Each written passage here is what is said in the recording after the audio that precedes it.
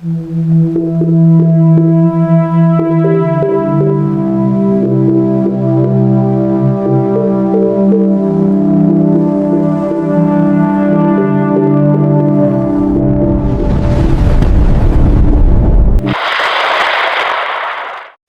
araw po sa inyong lahat.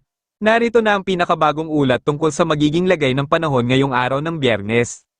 Ang kasalukuyang LPA na ating sinusubaybayan ay huling nakita sa hangganan ng Philippine Area of Responsibility, partikular sa katimugang bahagi ng Mindanao.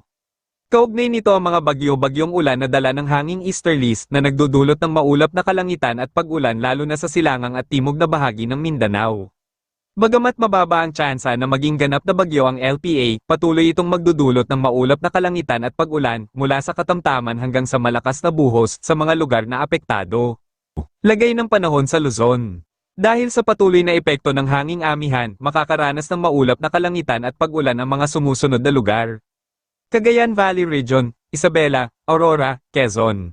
Camarines Norte, Camarines Sur, Albay, Sorsogon, Catanduanes. Babuyan Group of Islands, Batanes. Sa mga nasabing lugar, posibleng dumating ang malalakas na pag-ulan, kaya mag-ingat po tayo sa banta ng baha at pagguho ng lupa sa mababang at mahinang lupain.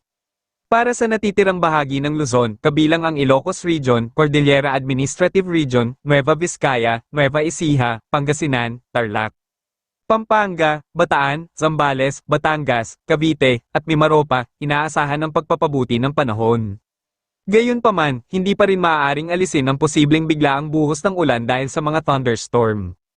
Lagay ng panahon sa Visayas. Ang hanging easterlies na nagdadala ng mainit na temperatura mula sa karagatang Pasipiko at mga kumpol ng ulap ay magdudulot ng maulap na kalangitan at pag-ulan ngayong araw sa Northern Samar, Eastern Samar, Biliran, Leyte. Sa mga lugar na ito, inirerekomenda na laging magdala ng payong para sa biglaang ulan o sikat ng araw. Para sa natitirang bahagi ng Visayas, kabilang ang Cebu, Bohol, Aklan, Capiz, Antique, Iloilo, Guimaras, Negros Occidental, Negros Oriental, at Siquijor, inaasahan ng maaliwalas na panahon sa umaga. Ngunit pagdating ng hapon at gabi, makakaranas ng mga thunderstorm na magdudulot ng maulap na kalangitan at pag-ulan, lahat ay dahil sa patuloy na epekto ng hanging easterlies. Lagay ng panahon sa Mindanao. Dahil sa hanging easterlies, makakaranas ng maulap na kalangitan at pag-ulan ang Dinagat Islands, Surigao del Norte, Agusan del Norte, Surigao del Sur, Agusan del Sur. Samantala, dahil sa epekto ng LPA na namumuo sa Timog Mindanao, makakaranas ng maulap hanggang sa lubos na maulap na kalangitan at pag-ulan ang mga sumusunod. Davao Oriental, Compostela Valley, Davao del Norte, Davao del Sur, Davao Occidental. Sultan Kudarat, South Cotabato, Sarangani, Maguindanao, Cotabato. Zamboanga Peninsula, Tawi-Tawi, Sulu, Basilan. Laging maging alerto at magdala ng payong para sa biglaang buhos ng ulan na dulot ng pinagsamang epekto ng LPA at ibang weather system. Lagay ng panahon sa Palawan. Patuloy na apektado ng mga thunderstorm na dala ng LPA ang buong Palawan.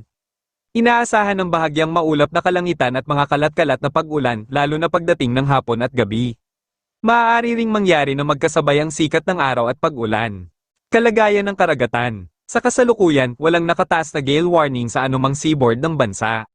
Gayunpaman, para sa mga mangingisda na nais pumalaot sa northern at eastern seaboard ng Luzon, mag-ingat po dahil inaasahan ng mataas na pag-ulan na maaaring magpataas ng taas ng alon sa 2.5 hanggang 3.4 metro na mapanganib para sa maliliit na sasakyang pandagat.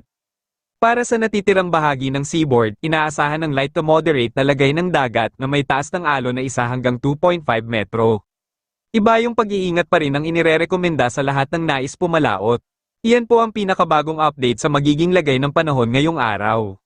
Maging alerto tayo palagi para maiwasan ang malubhang epekto ng panahon. Maraming salamat sa inyong oras at pagtutok. God bless.